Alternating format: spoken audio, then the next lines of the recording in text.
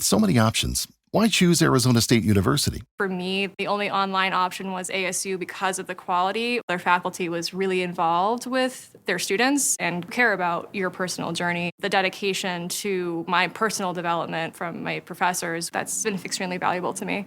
Earn your degree from the nation's most innovative university. Online. That's a degree better. Explore more than 300 undergraduate, graduate, and certificate programs at asuonline.asu.edu. Estados Unidos deja en la estacada defensiva a Europa y ahora las élites políticas europeas se plantean disparar el gasto público en defensa hasta el 5% del PIB. Pero, ¿cómo podríamos financiar un incremento tan importante del gasto público como este?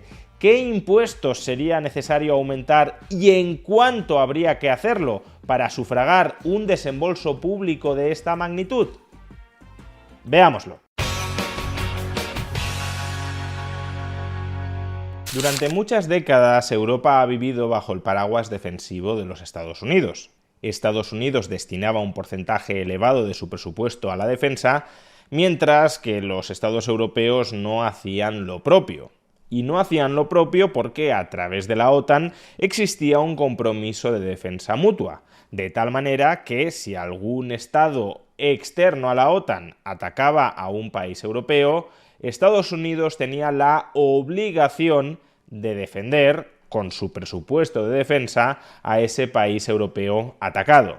O expresado de otra manera, durante muchas décadas, Estados Unidos ha subsidiado la defensa de las sociedades europeas, permitiendo en consecuencia que los estados europeos destinen más recursos públicos a otras partidas de gasto social, o, en el mejor de los casos, a no subir tanto los impuestos como sería necesario para gastar en defensa lo mismo que gasta Estados Unidos. Pero claro, esta extrema dependencia de los estados europeos del gasto de defensa estadounidense tiene o tenía un problema fundamental, y es que priva a los estados europeos de autonomía estratégica en el ámbito geopolítico. En el ámbito internacional se hace lo que mandata a Estados Unidos, que es quien tiene el ejército y la capacidad militar de imponer su voluntad. Los estados europeos se convierten en estados vasallos de Estados Unidos, sin capacidad alguna de promover una agenda geopolítica independiente a la de los Estados Unidos en el ámbito internacional. Y durante muchos años a los estados europeos les ha compensado esa relación de vasallaje. Tú te haces cargo del gasto en defensa y yo renuncio a la autonomía geopolítica. Pero eso conlleva riesgos existenciales importantes. Si existe un enemigo externo de Europa cuyo expansionismo, cuyo imperialismo se quiere frenar, y Estados Unidos no da su visto bueno, Europa no puede hacer nada al respecto. Y esta incapacidad geopolítica europea, derivada de su nulo gasto en defensa, es lo que estamos presenciando ahora mismo en el caso de las negociaciones de paz respecto a las negociaciones de paz sobre la guerra en Ucrania. Los dos agentes que están negociando las condiciones de la paz son, por un lado, Estados Unidos y, por el otro, Rusia. Y se habla de la posibilidad de incorporar a un tercer actor que sería China. Y ya no se trata solo de que se esté excluyendo a Ucrania, la sociedad militarmente invadida por Rusia, de estas negociaciones. Es que ni siquiera se considera la posibilidad de incorporar a Europa como uno de los actores que tengan voz y voto en estas negociaciones. Y no se considera porque Europa no tiene ningún tipo de autonomía militar. Europa no cuenta geopolíticamente porque es un vasallo de los Estados Unidos, dado que durante décadas se han negado a contar con su propia fuerza defensiva. Y ahora, a raíz de lo que muchos dirigentes europeos interpretan como una traición de Trump contra los países europeos, básicamente que esté negociando las condiciones de paz o de rendición de Ucrania frente a Rusia sin contar con el parecer, las opiniones, los criterios de sus socios europeos, ahora, ante lo que muchos dirigentes europeos interpretan como una traición, parece que nuestras élites políticas si pretenden rectificar la que ha sido su nula política de defensa durante las últimas décadas. Si la relación de vasallaje con los Estados Unidos empieza a salir cara en términos geopolíticos, entonces, desde la óptica de las élites políticas europeas, habrá llegado el momento de gastar en defensa para tener voz y voto en el tablero geopolítico internacional. Y por eso cada vez estamos escuchando con más insistencia desde los medios de comunicación, tanto generalistas como especializados en el ámbito geopolítico, cada vez estamos escuchando con mayor profusión que los Estados europeos han de encaminarse a aumentar su gasto en defensa de manera inmediata al 3% del PIB y en el corto medio plazo, a lo largo de 3 o 4 años, hasta el 5% del PIB. De hecho, si todos los países europeos destinaran el 5% de su PIB a la defensa, el gasto en defensa del conjunto de Europa, en términos absolutos, en dinero contante y sonante, sería mayor que el gasto en defensa de los Estados Unidos. Pero dejando de lado la cuestión de que no se construye un ejército de la noche a la mañana, por mucho dinero que pongas encima de la mesa, Europa no tiene una industria armamentística propia, podríamos comprarle las armas a los Estados Unidos, en cuyo caso gran parte de las ganancias de este gasto extraordinario en defensa de los Estados europeos iría a parar a la industria militar estadounidense.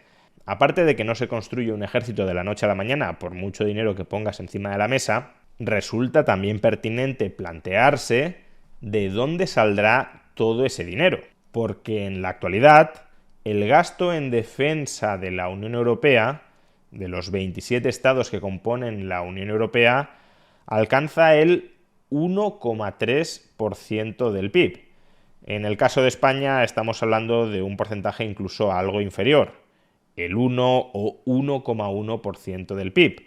De tal manera que si se pretende llegar hasta el 5% del PIB en unos pocos años, eso significa que habrá que incrementar estructuralmente el gasto en defensa en alrededor de 3,5 puntos del PIB, que para entendernos es todo lo que gasta cada año los Estados Unidos en defensa.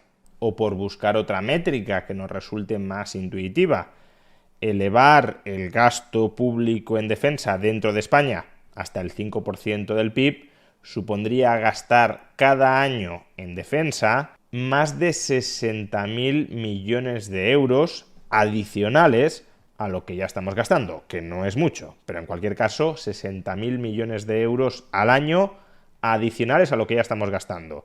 60.000 millones de euros anuales extra equivale aproximadamente a todo lo que gastamos cada año en educación pública y en educación concertada, o por expresarlo en términos per cápita, supondría que cada español pagara cada año alrededor de 1.250 euros adicionales en impuestos. Por tanto, en una familia de 4 personas, incluyendo los niños, por supuesto, estaríamos hablando de que ese hogar pagara en promedio 5.000 euros anuales en impuestos para sufragar el gasto adicional en defensa que al parecer se nos va a requerir con este divorcio geopolítico que está en ciernes entre Estados Unidos y la Unión Europea. Con lo cual, este dineral, que además no es un gasto extraordinario, sino recurrente, gastar el 5% del PIB en defensa año a año durante las próximas décadas. ¿Este dineral de dónde sale? Pues a corto plazo, para conseguir incrementar el gasto en defensa desde el 1 al 3% del PIB, lo más probable es que surja del endeudamiento público. Los dirigentes europeos, por ejemplo Pedro Sánchez, ya están pidiendo que se flexibilice el Pacto de Estabilidad y Crecimiento, los límites de déficit y de endeudamiento público en Europa, para excluir estas partidas extraordinarias de gasto militar, de tal manera que los estados europeos se puedan endeudar para gastar en defensa sin que ello haga saltar las sanciones comunitarias contra el exceso de déficit o el exceso de deuda pública. Sin embargo, esta es una solución de corto plazo. A medio-largo plazo, ese aumento significativo y estructural del gasto público tendrá que financiarse de alguna otra manera. Y solo hay 3 formas de financiarlo. La primera es a través de inflación. Si, por ejemplo, el Banco Central Europeo termina elevando su objetivo de inflación del 2 al 3 o al 4% anual, eso significa que parte de las emisiones anuales de deuda pública se estarían anulando, se estarían compensando con esa inflación anual. Por tanto, se podría pagar un aumento estructural del gasto en defensa, probablemente no de los 3,5 puntos o 4 puntos adicionales del PIB que se están reclamando, pero quizás sí de 1 punto o de 2 puntos de PIB adicionales, a través de la generación de una mayor inflación estructural. Se trata, en última instancia, de una forma de rapiñar, de parasitar a los ahorradores europeos que mantienen saldos líquidos en euros para sufragar inflacionariamente ese gasto extraordinario en defensa. Una segunda forma de financiar el aumento del gasto público en defensa de 3,5 o 4 puntos de PIB sería recortar otras partidas del gasto público europeo en el equivalente a 3,5 o 4 puntos del PIB. Sin embargo, esta segunda posibilidad creo que es bastante remota. No solo porque los estados europeos son genéticamente alérgicos a recortar el gasto social europeo, que son las partidas más cuantiosas de gasto de las que se podría extraer financiación, sino además porque si echamos un vistazo al plan Draghi, que fue presentado hace algunos meses a bombo y platillo por las instituciones comunitarias, y al que parece que quieren sumarse los distintos estados europeos, lo que se plantea en ese plan Draghi es la necesidad de que esos estados europeos gasten más, todavía más, en inversión pública. Por consiguiente, parece más bien que la dinámica en la que están ahora mismo enfrascados los estados europeos no es a gastar menos para posibilitar más gasto en defensa, sino en gastar más en todo lo no relacionado con defensa y además incrementar sustancialmente el gasto en defensa. Y todo ello nos aboca a una tercera posibilidad para financiar ese exceso de gasto público en defensa: los impuestos. ¿Y qué supone financiar a través de impuestos 3,5 o 4 puntos adicionales de PIB? Pues analicémoslo remitiéndonos al caso de España. Ya hemos dicho que 4 puntos adicionales de PIB destinados a defensa ahora mismo en España equivaldrían a 60.000 millones de euros anuales. ¿Y cuántos son 60.000 millones de euros anuales? Pues podemos expresarlo tanto respecto a los impuestos directos como respecto a los impuestos indirectos. Ahora mismo, si excluimos las cotizaciones sociales, el principal impuesto directo de España es el IRPF. En 2024 el IRPF español recaudó 121.000 millones de euros. Por tanto, 60.000 millones de euros equivalen a la mitad de toda la recaudación por IRPF. Eso significa que para financiar solo a través del IRPF el gasto adicional en defensa al que parece que nos vamos a orientar a medio plazo, sería necesario incrementar el tipo medio efectivo del IRPF en un 50%. Y dado que ahora mismo el tipo medio efectivo del IRPF sobre el conjunto de las rentas de las personas físicas asciende al 15% o 15,4%, eso supondría elevar el tipo medio efectivo hasta el 22-23% de todas las rentas de las personas físicas. Y como os podéis imaginar, si el tipo marginal máximo ya se encuentra en el 47% o por encima en muchas autonomías, eso significa que el resto de tipos marginales que afectan al conjunto de los ciudadanos tendrán que subir, o tendrían que subir, si se financiara exclusivamente a través del IRPF, tendrían que subir de manera muy sustancial. No lo pagarían solo, ni en su mayor parte, los ricos o los muy ricos, sino el conjunto de los ciudadanos, con pagos en el IRPF más cuantiosos. Otra forma de cuantificar la importancia de estos 60.000 millones de euros anuales extra es comparándolo con el IVA. La recaudación por IVA en el año 2024 fue de 86.000 millones de euros. Por tanto, para obtener 60.000 millones de euros adicionales a través del IVA, sería necesario incrementar su tipo medio efectivo en un 70%. Y dado que el tipo medio efectivo del IVA sobre el conjunto del gasto en consumo se halla ahora mismo en el 14% o 14,3%, incrementarlo en un 70% implicaría llevar ese tipo medio efectivo hasta el 24% de todo el gasto en consumo. Nuevamente, si el tipo general del IVA es hoy por hoy del 21%, ya os podéis imaginar que para llegar a ese 24% no solo sería necesario aumentar de manera importante el tipo general del IVA, sino también incrementar los tipos reducidos y superreducidos e incluso eliminar muchos de los gastos que actualmente no están sujetos al IVA. Por ejemplo, el gasto en educación y en sanidad, o por ejemplo, los gastos en servicios financieros. Con estas cifras creo que ya podéis visualizar que financiar un incremento anual del gasto en defensa de 4 puntos del PIB no es ni mucho menos peccata minuta. Si se lleva a cabo, requerirá de una combinación de estas tres palancas, básicamente mayor inflación anual por sistema, subidas importantes del IRPF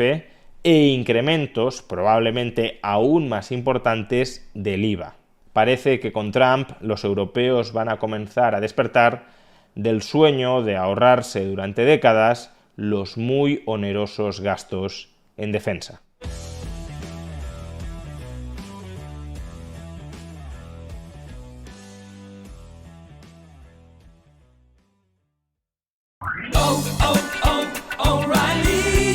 ¿La luz check engine de tu vehículo está encendida? Podemos ayudarte con O'Reilly Veriscan. Es gratis y provee un informe con soluciones basadas en más de 650 millones de escaneos verificados por técnicos maestros certificados ASE. Y si necesitas ayuda, podemos recomendarte un taller. Pregunta por O'Reilly Veriscan. O'Reilly.